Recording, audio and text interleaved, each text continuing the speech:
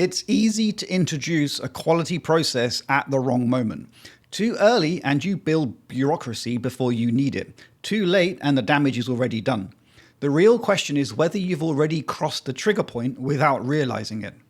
Here's the headline answer. The trigger isn't company size, a revenue number, or a date on a calendar. It's a pattern. Specifically, the same problem recurs more than twice, or when a customer complaint could have been prevented by a documented process. The cost of inconsistency has already started to exceed the cost of structure. That's the threshold, and when you cross it, a quality process stops being optional and becomes overdue. But most businesses miss it because they're anchored in the wrong rules entirely. The two most common pieces of advice on this subject are both wrong. The first is, introduce a quality process from day one. The problem is that early stage businesses are still searching for what works. Locking in formal processes before you've found your footing slows iteration and adds overhead with no clear return. The second myth is the opposite. Wait until something goes wrong, then fix it. But by then, as the Association for Project Management notes, faults have already triggered redesign, rework, and cost. A crisis is not a starting gun, it's a late warning. Neither rule tells you when the threshold is actually crossed. There's a more precise test for that. There are 3 operational signals that tell you the threshold has been crossed. First, recurring failures. If the same error has happened more than twice, it's no longer a one-off, it's a process gap. A team delivering client reports with consistent formatting errors, for example, doesn't have a people problem, it has a process problem. Second, preventable complaints.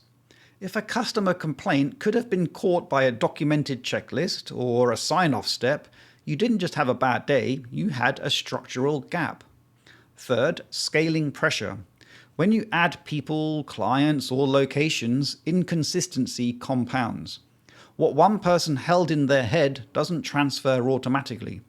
And if any one of these 3 signals is present, the cost of not having a quality process is already accumulating. The question is just whether you've noticed it yet.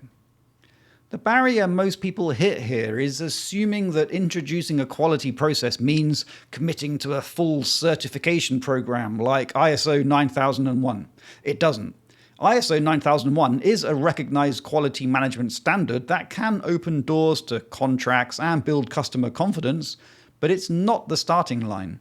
It's an option further down the road, and costs and complexity vary significantly depending on your size and approach. The practical first step is much simpler.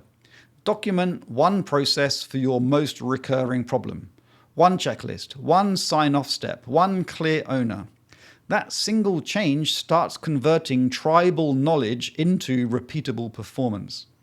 Scale the structure to match the actual problem in front of you, not the problem you might have in 3 years' time. So, the decision rule is this. If the same problem has recurred more than twice, or a complaint could have been prevented by a documented step, introduce a quality process now. Start incrementally, not with a huge certification program. If that was of value, subscribe to the channel for one real business question answered every video. For the same clarity in writing, the website and newsletter is 5minutebusiness.com.